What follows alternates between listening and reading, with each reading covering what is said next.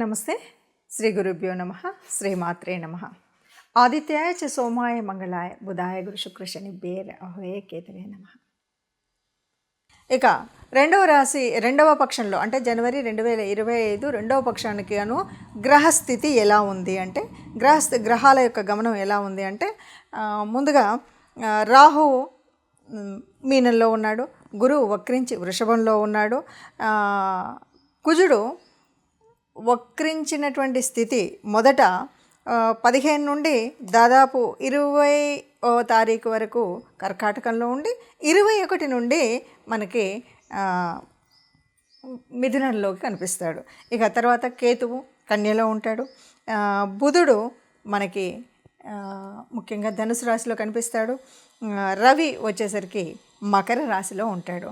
ఇక శుక్ర శనులు ఇద్దరిని కనుక చూస్తే ముందుగా కుంభరాశిలో ఉండి శుక్రుడు మాత్రం 28వ తారీఖు మళ్ళీ మార్పు చెందుతాడు మీనంలోకి. ఇది రెండవ పక్షం యొక్క గ్రహస్థితి. మరి ఇలా ఉన్నప్పుడు ఒక్కొక్క రాశి వారికి ఎలాంటి ఫలితం కనిపిస్తుంది? ఎందుకు అంటే మనకి కొన్ని యోగించే గ్రహాలు ఉంటాయి, కొన్ని యోగించని గ్రహాలు ఉంటాయి. గ్రహాల యొక్క స్థితి, యుతి, దృష్టి వీటన్నింటి మీద మన యొక్క గ్రహస్థితి ఉంటుంది. ఏ మాసానికైనా, ఏ పక్షానికైనా, వారానికైనా దినఫలాల వరకు చూసుకున్నప్పటికి కూడా ఏ రోజుకి ఆ రోజు మారుతూ ఉంటుంది, ఎప్పటికప్పుడు ఉంటుంది. అలా మారుతున్నప్పటికి కూడా మనం దినఫలాలు చూసుకునే వాళ్ళు ఉంటారు, వారఫలాలు ఇలా చూసుకుంటూ ఉంటాం. దీనికి కారణం ఏమిటి అంటే ఏదైనా సరే జరగబోయే పరిస్థితులలో వచ్చేటువంటి గ్రహాల మార్పు వల్ల మనకి ఏదైనా అనారోగ్యం, లేకపోతే ఆర్థిక ఇబ్బంది, లేక ఉద్యోగ చలనం ఇలాంటివి ఏవైనా ఉన్నప్పుడు దానికి తగు జాగ్రత్త తీసుకోవడం కోసం, లేదా కొన్నిసార్లు ఆ గ్రహాలని సంతృష్టిపరచడం కోసం మనం చేసేటువంటి గ్రహాల యొక్క పరిహారాలు ఇవి తెలుసుకుంటే గనక మనకు రాబోయే కష్టం నుండి కొంత తగ్గించుకోవడం, లాభం ఉంది అంటే దాని సద్వినియోగం ఎలా చేసుకోవాలి అనేటువంటి విషయాలు తెలుసుకోవడం కోసం మాత్రమే మనం ఎప్పుడూ కూడా ఈ గ్రహాల యొక్క ఫలితాలను అంటే మాస ఫలితాలు కానీ, వార ఫలితాలు కానీ, పక్ష ఫలితాలు కానీ, దిన ఫలితాలు కానీ తెలుసుకుంటూ ఉంటాం. అందులో భాగంగా మరి 2025 జనవరి మాసానికి మాస ఫలితాలు మనం ముందుగా రాశి వారీగా అంటే ఒక్కొక్క రాశి 12 రాశులకు ఫలితాలు తెలుసుకుందాం. తదుపరి రాశి తులారాశి. తులారాశి వారికి 2025 జనవరిలో ఎలా ఉంటుంది అంటే ఇక్కడ మనకు తెలుసు రవి యొక్క స్థితి. రవి తృతీయంలో ఉన్నాడు, మళ్ళీ 15 నుండి మారుతూ ఉన్నాడు. ఇక్కడ గురువు అన్ని విధాల అనుకూలంగా ఉండేటువంటిది సానుకూలత. ఇక మనకు ఈ తులారాశి వారికి కూడా గత కొంతకాలంగా ఏది చేసినా అంత అనుకూలంగా ఉన్నటువంటి పరిస్థితి అయితే లేదు.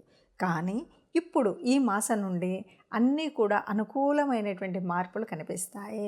మీరు పెట్టేటువంటి పెట్టుబడి కానీ, మీ ఆలోచన కానీ, మీ యొక్క ఏదైనా సరే ఈ పనిలో ఇలా ఉండాలి అనేటువంటి మీ యొక్క సిద్ధాంతపు విలువలు పెరుగుతాయి. అలాగే అనేక గొప్ప అవకాశాలు కూడా వస్తాయి. ఏ పని చేయాలన్నా కూడా దానికి మనకు చాలాసార్లు మన ఆలోచనలు, యోజనలు చాలా ఉంటాయి, కానీ అవకాశం రాక ఆగిపోవాల్సి వస్తుంది. కానీ ఇక్కడ తులారాశి వారికి అనేక అవకాశాలు వస్తాయి వాళ్ళు పైకి చెల్లడం కోసం. అట్లాగే శనిదేవుడు యొక్క శని ఎప్పుడు కూడా తులారాశికి చాలా అనుకూలమైనటువంటి కాబట్టి మంచి లాభాలను చేకూర్చే విధంగా ఉంటుంది.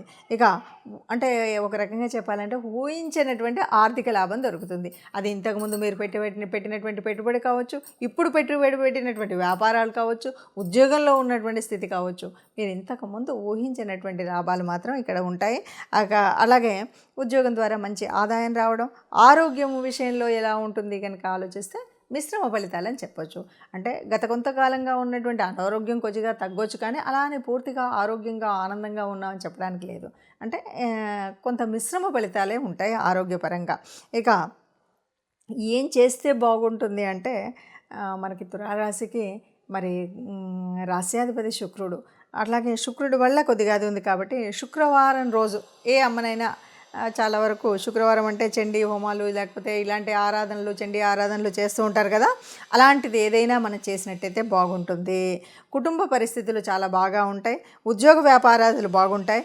అయితే కొద్దిగా మనకు రెండవ పక్షంలో చూసినట్టయితే కొంచెం ఇంటి నుండి దూరంగా వెళ్ళే పరిస్థితి. ఇంటి నుండి దూరంగా వెళ్ళడం అంటే ఇంట్లో అలిగి వెళ్ళడం అనే కాదు, ఏదో వ్యాపార దృష్టి అయితే వెళ్ళొచ్చు, చదువుకునేవాడు చదువుకునే దృష్టిలో వెళ్ళొచ్చు, ఉద్యోగ రీతిలో ఏదో కొంచెం అప్పుడప్పుడు మనం వేరే చోటుకి వెళ్తూ ఉంటారు కదా, ఇన్స్పెక్షన్ రీత్యాన ఏదో పనుల మీద, అలా వెళ్ళేటువంటి పరిస్థితి. ఏదేమైనా ఇంటి నుండి కాస్త దూరంగా రెండో పక్షంలో ఉండాల్సినటువంటి పరిస్థితి ఉంటుంది. ఆరోగ్యం మిశ్రమ ఫలితాలు ఉంటాయి. ఆర్థికంగా బాగుంటారు. కేవలం మనకున్నటువంటి గ్రహస్థితిలో గ్రహరాజు అయినటువంటి శుక్రుడిని మాత్రం ఆరాధించడం అనేది మర్చిపోకుండా అమ్మని ఆరాధించడం అనేటువంటిది, లేదు దుర్గామాతని ఆరాధించినప్పటికి కూడా మంచి ఫలితాలు పొందేటువంటి అవకాశం అయితే ఉంది. ఇప్పటి వరకు మనం చూసినటువంటి అంటే గ్రహాల యొక్క గమనము, వాటి వల్ల మనకు ఉన్నటువంటి యోగించే గ్రహాలు, యోగించని గ్రహాల మూలంగా మనకు వచ్చేటువంటి కష్టాలు, నష్టాలు. ఇప్పటి వరకు కొన్ని రాసులకు అర్ధాష్టమ శనిలో ఉన్నారు, కొన్ని రాసులు ఏళ్ళనాటి శనిలో ఉండి చివరి దశలో ఉన్నారు. ఇలాంటి పరిస్థితుల్లో మనము ఎలా ఏంటి అంటే కనుక ఆలోచించినట్టయితే మరి గ్రహాల యొక్క అనుకూలత ఉండాలి, ఇష్టదేవత యొక్క అనుగ్రహము ఉండాలి.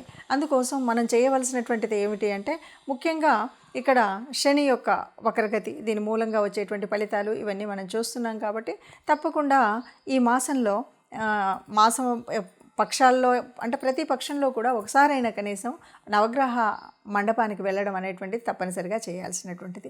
మనం రాశి వారీగా చెప్పుకుంటున్నటువంటి మన రాశిలో చెప్పుకున్నటువంటి గ్రహాల అనుకూలత కోసం తప్పనిసరిగా మూల మంత్రాలని చదువుకోవడం ముఖ్యమైనటువంటిది. అంతేకాదు మొదటగా ఉన్నటువంటి ధనుర్మాస పరిస్థితి, దానివల్ల విష్ణుమూర్తి విష్ణు రూపాల్లో ఏ రూపాన్నైనా మనం ప్రార్థించడము, అలాగే శివాలయానికి వెళ్ళడం, ఈ రెండు తప్పనిసరిగా చేయాలి. ఇవేవి మనకు వీలు కాలేదు. ఎలా చేయాలి, ఏం చేయాలి, మరి నాకు గ్రహస్థితి మార్పు ఉండాలి, ఇదంతా నేను ఆనందంగా ఉండాలి, హాయిగా ఉండాలి, ఆరోగ్యంగా ఉండాలి అని యోచించేవాళ్ళు మనుషులకు కాకపోతే గోశాలకు వెళ్ళడం, గోగ్రాసం ఇవ్వడం, ఇది మన వల్ల కాలేదు. మన ఇంట్లోనే మనం చేస్తున్న చోట, మనం ఉన్నటువంటి చోటనే ఉన్నటువంటి కార్మికులకు ఎవరైనా సరే అన్నం ఒకరోజు భోజనం పెట్టించడం కానీ, వారికి కావలసినటువంటి వస్తువుల్ని దానం చేయడం కానీ చేసినట్టయితే మనకున్నటువంటి గ్రహాల అననుకూలత పోయి అనుకూలత వచ్చేటువంటి పరిస్థితి ఉంటుంది.